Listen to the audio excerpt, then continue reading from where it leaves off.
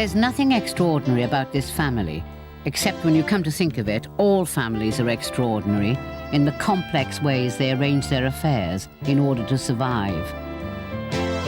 Our saga of Joe and Pauline's extended family continues with Arnold and his only son Simon. One of the most frightening experiences that can hit a family is the realization that one of the children has become addicted to drugs. Not only are the parents dealing with the effect of their child's addiction, but they're also having to grapple with their own guilt. There's always a time in a parent's life, isn't there, where you know something's going on with your children, but you're going to be the last person to actually know, because they're going to have to hide it. They're going to have to go out from you in order to carry on with what they're doing. Well, that is the adolescent, isn't it? Yes. I mean, in a way, you want them to be independent, you want them to get away. And this is the beginning of it. As you begin to set them free, you feel that you have got to just draw back a little bit and not look and see what they're doing. And I think that's what happens, because I was certainly the last person to know that Biff was smoking at 16, 17, if not before. And I was absolutely horrified. But in the same way, like Arnold, your granddaughter's Oh, yes. neighbour, I mean, he said he knew something was going on with Simon, but he sort of thought, well, is he drinking? Is he miserable? Is he... He was seeking, but he couldn't find. Yes, he didn't realise that Simon was taking drugs. And this is so typical of what happens when the family, in the normal development of the family, of trying to get the adolescent to go out and leave you. And you just don't want to know. And I just feel this is the most sort of terrible responsibility that Arnold, his father, has, and must feel guilty about it because he didn't recognise. But who recognises? The parent's the last one to know.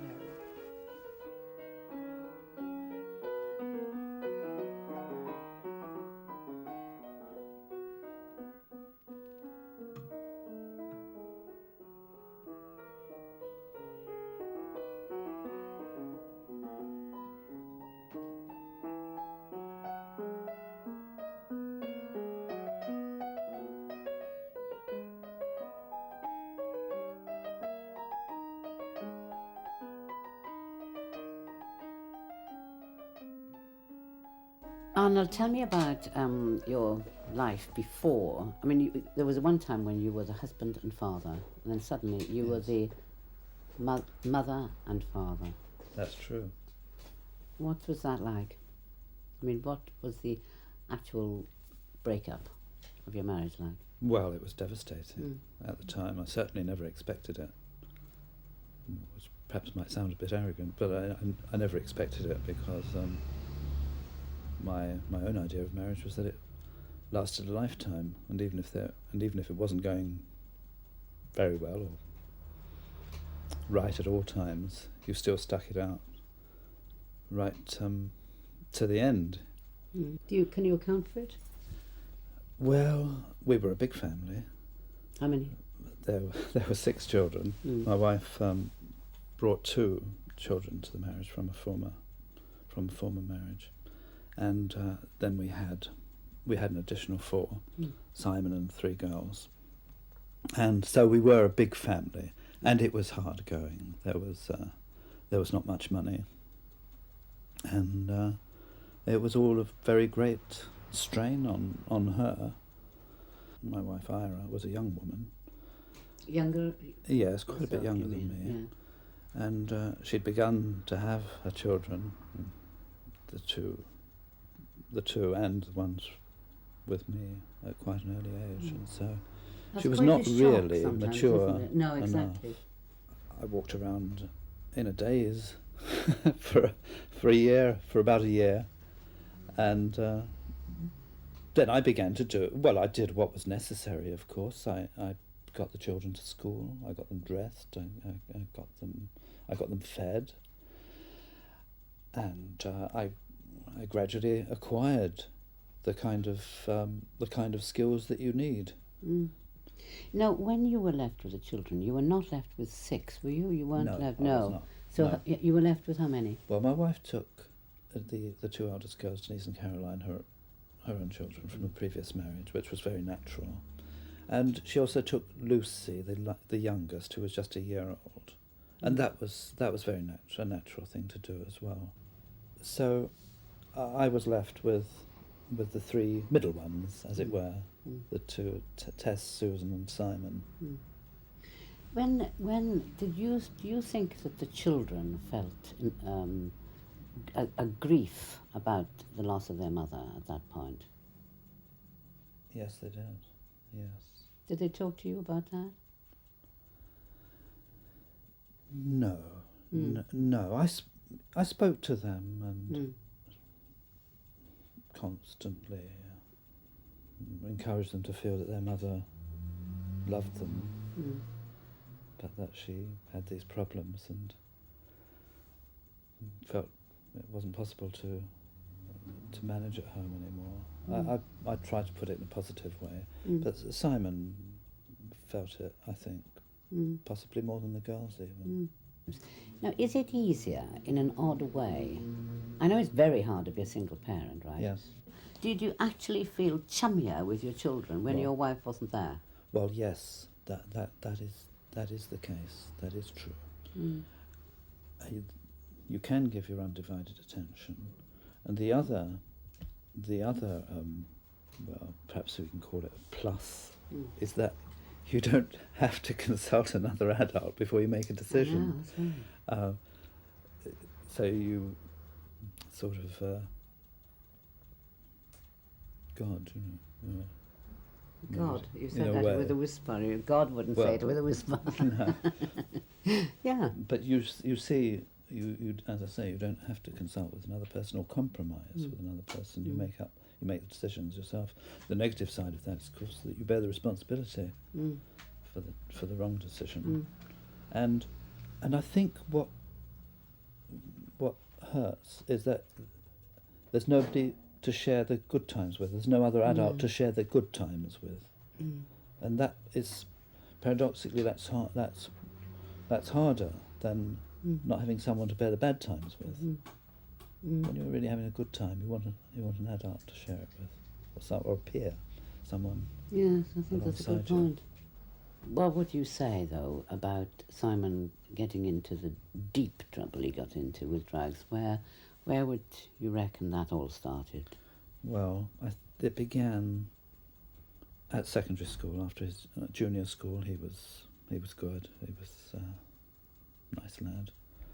It began at secondary school. We chose a secondary school with all boys, not far away, a 15-minute walk away across Wandsworth Common. We chose it partly because it was a nice walk in the morning, and it was a good school. You say we. I do say we, Simon and I together. And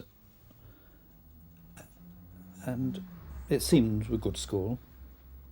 It was local, and as I say, it was a pleasant walk. But he didn't take happily to it.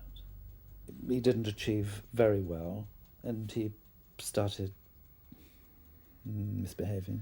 There was truanting, not heavy stuff, and not frequent, but enough to cause anxiety, and frequent trips up to the school to see the headmaster and find out what we could do to help. And so he began to feel inadequate, or as though he was letting himself down, me down.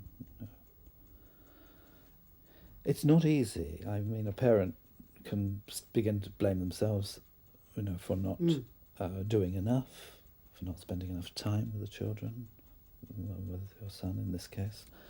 He left school at 16, but he got himself a job. He got himself a job in a workshop, a small engineering workshop, and he began to learn how to dismantle and restore electric motors. Stuck it for a whole year, and he was very good.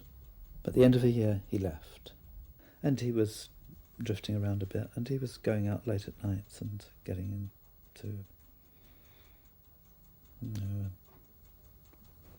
kind of company I didn't much like the look of when he brought them home here. And he was probably then beginning to experiment with drugs. Did you know that? I didn't. No. Is that because I knew you it were was a not... possibility. Yeah. I knew that this might happen, but any time he'd come home with, under the influence of something, he could always say it was drink, and I would always say, yes, it's very like drink, he's been drinking. And in fact, we did go out and have a drink together, and I tried to be a role model for him, try and show him how to drink slowly and discreetly, not 7 or 8 pints in a night, but just 2.5 or 3. And we did that together. In fact, we had some good times together. But out on his own, he'd still come back sometimes, falling about, being sick, in a terrible state. And of course, he was even then, between say 17 and 19, getting the hang of various substances, taking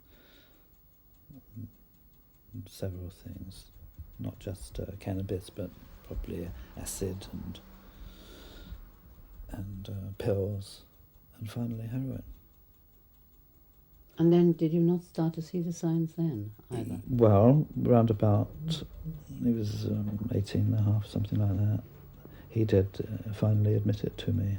He was in deep trouble then, was he? If he wouldn't have said it otherwise, Yeah, would he? he told me. Mm. He told me. Mm. And,